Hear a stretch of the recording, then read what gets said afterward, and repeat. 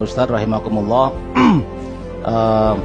berkaitan dengan pemindahan ibu kota negara Republik Indonesia dari Jakarta ke Kalimantan Timur, timbul pertanyaan di dalam benak kita, siapa sebenarnya yang akan diuntungkan dari persoalan ini?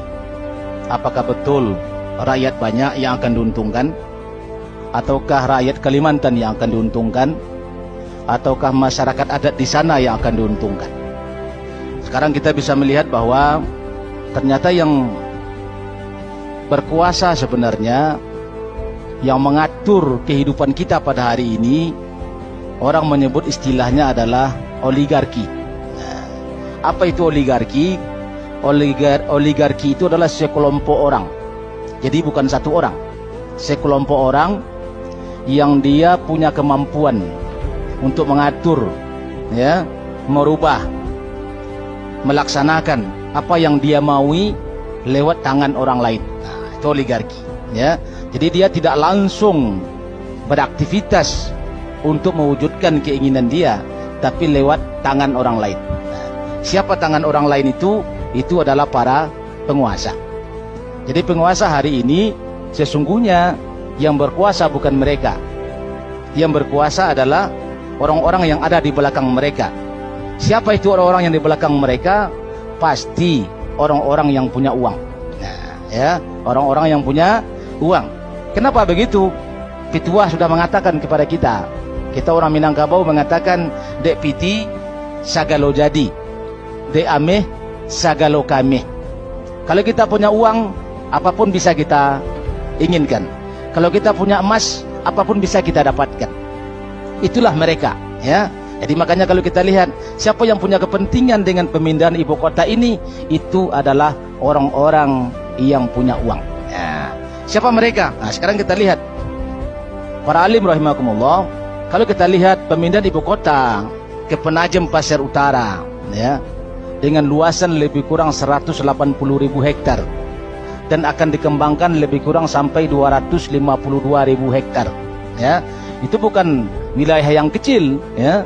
Kalau saya asli Tanah Datar, luas Kabupaten Tanah Datar saja cuma 133.000 hektar, ya, luas satu kabupaten, ya. Nah, sekarang mereka ingin pindahkan ke Kalimantan dengan luas 180.000 hektar. Yang jadi pertanyaan sekarang, siapa yang punya 180.000 hektar itu? Ya? Karena mereka membagi, ketika menjadikan ibu kota itu mereka bagi 3 wilayah, ya. Ada wilayah intinya, ada wilayah ibu kotanya, dan ada wilayah pengembangan ibu kota. Wilayah intinya lebih kurang 6.000 hektar. Wilayah keduanya untuk menjadi ibu kota lebih kurang 42.000 hektar. Dan sisanya itu wilayah pengembangan ibu kota. Nah, jadi kalau kita lihat dari situ, dari wilayah yang ada itu, siapa yang punya wilayah itu? Apakah yang punya masyarakat adat yang ada di sana? Yang hari ini kita lihat mereka protes itu, ya, gara-gara perkataan jin buang anak, ya, mereka protes. Apakah itu tempat mereka? Apakah tempat hidup mereka? Apakah itu tempat tinggal mereka? Ternyata bukan, ya, karena wilayah yang akan dijadikan ibu kota itu menurut status hukumnya hari ini itu adalah wilayah tanah milik negara, wilayah kawasan hutan, ya, dan pernah ke Penajem Pasir Utara. Tahun 1994 saya pernah ke sana. Saya praktik 2 bulan di Penajem Pasir Utara, praktik kehutanan, di kehutanan. Jadi kalau kita lihat dari situ, ternyata yang punya itu tidak berapa orang. Jadi bukan masyarakat adat yang punya, ya. Tadi dari 180.000 hektar itu lebih dari 160 konsesi. Tadi kan sudah dibacakan oleh kawan-kawan tadi, ya. Berarti itu mereka yang punya tanah itu, ya.